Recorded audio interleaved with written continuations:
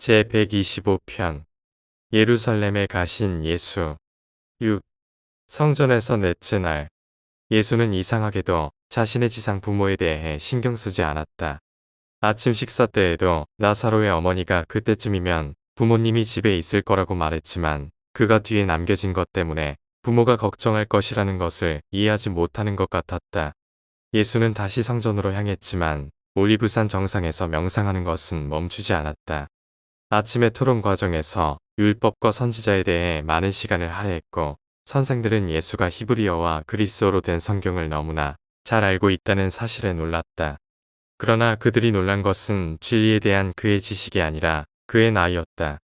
오후 회의에서 그들은 기도의 목적과 관련된 사회자의 질문에 대해 대답을 시작하지 않았는데도 사회자는 소년에게 앞으로 나와 자기 옆에 앉아 기도와 예배에 관하여 자신의 견해를 말하도록 했다. 전날 저녁에 예수의 부모는 율법학자들과 아주 재치 있게 싸운 이 이상한 소년의 이야기를 들었지만 이 소년이 그들의 아들이라는 생각은 들지 않았다. 예수가 엘리자벳과 요한을 만나러 갔을지도 모른다고 생각했기 때문에 그들은 사가리아의 집을 향하여 길을 떠나려고 거의 마음을 먹었다. 사가리아가 혹시 성전에 있을지 모른다는 생각이 들어 유다시로 가는 길에서 멈추었다. 성전의 마당을 거닐면서 잃어버린 소년의 목소리를 알아채고 성전의 선생들 사이에 그가 앉아있는 것을 보았을 때 그들이 얼마나 소스라치게 놀랐을지를 상상해보라. 요셉은 말문이 막혔고 마리아는 오래도록 쌓아온 두려움과 걱정을 터뜨리며 이제 놀란 부모에게 인사하려고 서 있는 소년에게 달려가 이렇게 말했다. 내 아이야, 왜 우리를 이렇게 대했니? 내 아버지와 내가 슬픔에 잠겨 널 찾아다닌 지 사흘이 넘었구나. 무엇에 사로잡혔길래 우리를 버린 거니? 긴박한 순간이었다. 모든 시선은 예수가 무슨 말을 할지 주목했다. 그의 아버지는 그를 책망하는 듯한 표정을 지었지만 아무 말도 하지 않았다. 예수는 젊은이로 여겨졌다는 점을 기억해야 한다. 그는 아동의 정규 교육을 마쳤고 율법의 아들로 인정받았으며 이스라엘 시민으로서의 성화의식을 거쳤다. 그럼에도 그의 어머니는 많은 사람들이 모인 가운데 그의 인생에서 가장 진지하고 숭고한 노력의 한가운데에서 그를 다소 심하게 꾸짖었다.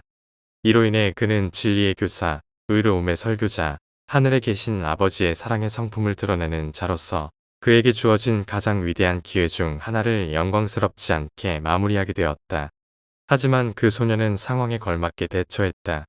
이 상황을 구성한 모든 요소를 공정하게 고려하면 어머니의 의도하지 않은 꾸짖음에 대한 소년의 답변에 담긴 지혜를 더 잘 이해할 수 있을 것이다.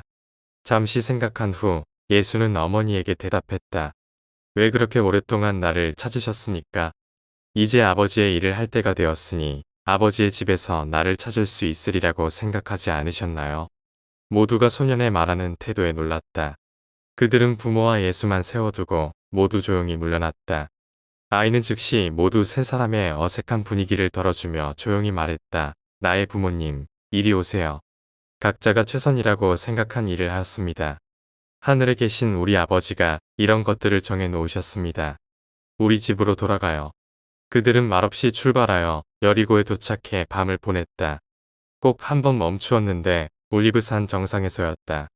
그곳에서 소년은 지팡이를 높이 들어 올리고 격렬한 감정에 몸을 떨며 이렇게 말했다.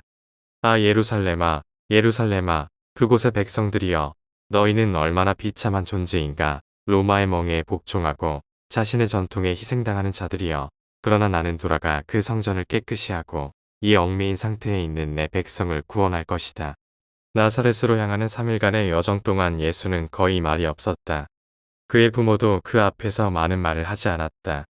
그들은 정말로 맏아들의 행동을 이해할 수 없었고 비록 그 말들의 의미를 완전히 이해할 수는 없었지만 그가 한 말을 마음속에 간직했다. 집에 도착하자 그는 자신의 애정을 부모에게 확인하여 주고 그의 행동 때문에 부모에게 걱정을 끼쳐 드릴 기회가 다시 올까 근심할 필요가 없음을 암시하는 말을 간단히 하였다. 이 중요한 선언을 이렇게 맺었다. 하늘에 계신 내 아버지의 뜻을 행해야 하지만 나는 또한 땅에 있는 나의 아버지에게도 복종할 것입니다. 나는 나의 때를 기다리겠습니다.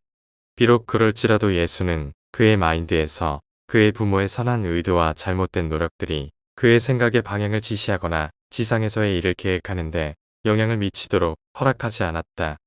여전히 파라다이스 아버지의 뜻을 행하려는 그의 헌신적 마음과 일치되는 모든 면에서 그는 땅에 있는 아버지가 바라는 것과 육체를 입은 가족의 관습들을 가장 품위 있게 순응했다. 심지어 그가 동의할 수 없을 때에도 가능한 모든 방법으로 순응하려 했다. 가족에 대한 충성과 사회적 의무를 다하기 위해 자신의 헌신적 태도를 조정하는 문제에서 예술가와 같았다. 요셉은 혼란스러워했지만 마리아는 이러한 체험들을 되새기며 위로를 얻었다. 궁극의 그녀는 올리브산에서의 예수의 말을 이스라엘의 구원자로서 그의 메시아적 사명을 예언한 것으로 보았다. 그녀는 그의 생각을 애국적이고 민족주의적인 방향으로 이끌기 위해 새로운 힘을 다해 일을 시작했고 예수의 가장 좋아하는 삼촌의 도움을 청했다. 그리고 예수의 어머니는 맏아들이 다윗의 왕좌를 회복하고 이방인의 정치적 억압을 영원히 물리칠 지도자가 되도록 준비시키는 임무의 모든 방법을 다했다.